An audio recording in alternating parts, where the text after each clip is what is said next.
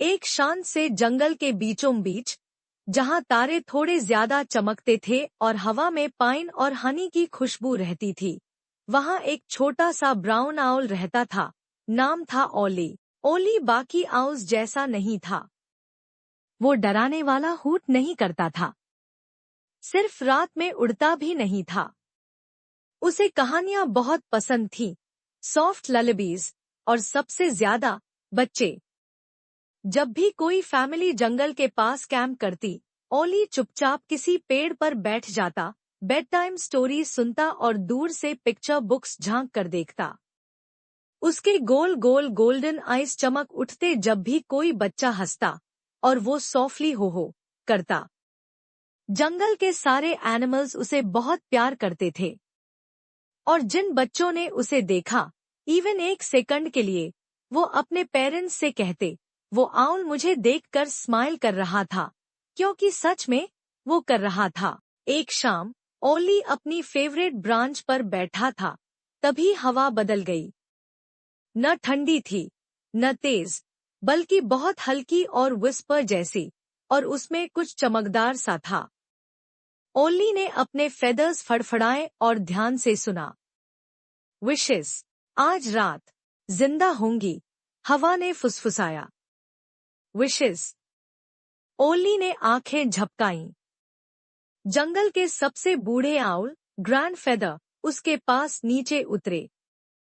उनके पंख स्टारडस्ट जैसे थे। आज चांद गोल्डन ग्लो कर रहा है, ओली। इसका मतलब है कुछ स्पेशल होने वाला है। बच्चों की विशेस पूरी हो सकती है, अगर कोई बहादुर उन्हें कलेक्ट करे, फेड होने से पहले। ओली का दिल जोरों से धड़कने लगा। क्या मैं कर सकता हूँ?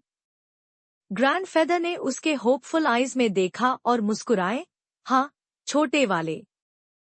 पूरा जंगल तुम पर भरोसा करता है। ओली रात के आसमान में उड़ चला। उसके पंख बिल्कुल स्नोफ्लेक्स जितने साइलेंट थे। वो रूफटॉप्स, विंडोज, पार्क्स और पोर्चेस के ऊपर से गुजरा। आसमान में छोटे छोटे सिल्वर स्पार्कल्स थे। वो विशेस थी जो किड्स ने सोने से पहले मांगी थी। फिर उसे एक आवाज सुनाई दी। एक नींद में डूबी आवाज बोली, काश कल कोई होता मेरे साथ टी पार्टी खेलने के लिए। वो विश एक छोटी सी लड़की लिली की थी, जो अपने टेडी बेयर को मजबूती से पकड़े हुए थी। ओली ने वो विश अपने नरम पंखों में पकड़ी और उसे डैंडलायन फ्लफ से बने पाउच में सॉफ्टली रख दिया। I'll help you, लिली, उसने कहा। जैसे जैसे ओली उड़ता गया, और भी ज्यादा विशेस आसमान में चमकने लगी। काश मैं साइकिल चलाना सीख जाऊं। काश मेरा छोटा भाई रोना बंद कर दे। काश मम्मी इतनी थकी ना हो। काश कोई मुझे बेड टाइम स्टोरी सुनाए। कुछ विशेस बड़ी थी, कुछ छोटी, बट हर एक इम्पोर्टेंट थी। ओली ने उन्हें बड़े प्यार से कलेक्ट किया, वो प्यारी आउल जैसी सॉफ्टनेस से जिसे बच्चे समझते हैं।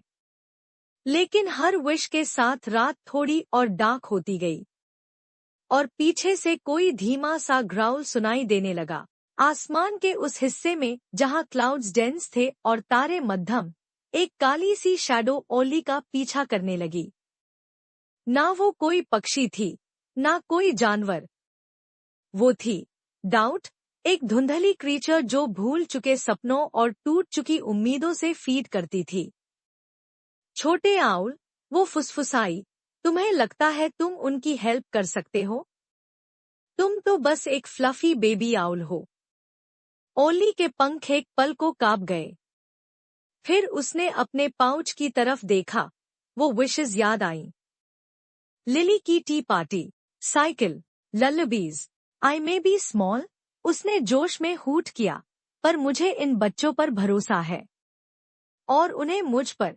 तभी उसके फेदर्स कैंडललाइट में कोको जैसे वार्म ग्लो करने लगे, और डाउट धूप में धुएं की तरह गायब हो गई। मिडनाइट पर ओली आसमान की सबसे ऊंचाई तक पहुंच गया, जहां गोल्डन मून मुस्कुराते हुए उसका इंतजार कर रही थी।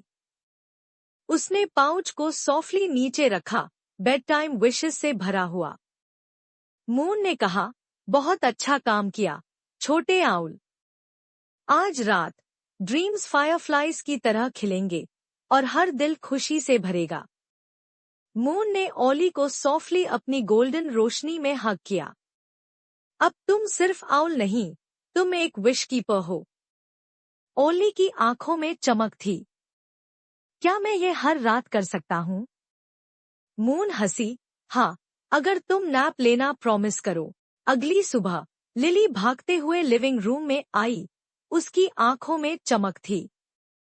मामा, उसने चिल्लाया, मैंने ड्रीम में टेडी के साथ टी पार्टी की। और वहां एक बोलने वाला आउल भी था। शहर के दूसरे हिस्से में एक लड़के ने पहली बार अपनी साइकिल बैलेंस कर ली। एक बेबी क्रिब में हंस रहा था क्योंकि उसे पूरी रात की नींद मिली थी। और हर जगह बच्चे उठे, सेफ, वार्म और उस फीलिंग से भरे हुए जिसे वो समझा नहीं सके। ऊपर किसी ऊंचे पेड़ पर ओली धीरे धीरे आंखें झपकाता बैठा था। एक डैंडलायन फ्लफ उसकी बीक को टिकल कर गई। उसने सॉफ्टली हो किया और एक प्यारी सी जम्हाई ली। उसका काम हो चुका था। अभी के लिए एपिलॉग। जो आउल विश्वास करता था कहते हैं, अगर तुम रात को खिड़की खुली छोड़ो और दिल थोड़ा और ज्यादा खुला रखो तो शायद किसी सॉफ्ट सी उड़ान की आवाज सुनाई दे। और अगर तुम सोने से ठीक पहले अपनी विश सॉफ्टली विस्पर करो तो एक छोटा सा ब्राउन आउल, ओली, उसे अपने पंखों में पकड़ सकता है। क्योंकि उसे बच्चे पसंद है और बच्चे उसे बहुत प्यार करते हैं।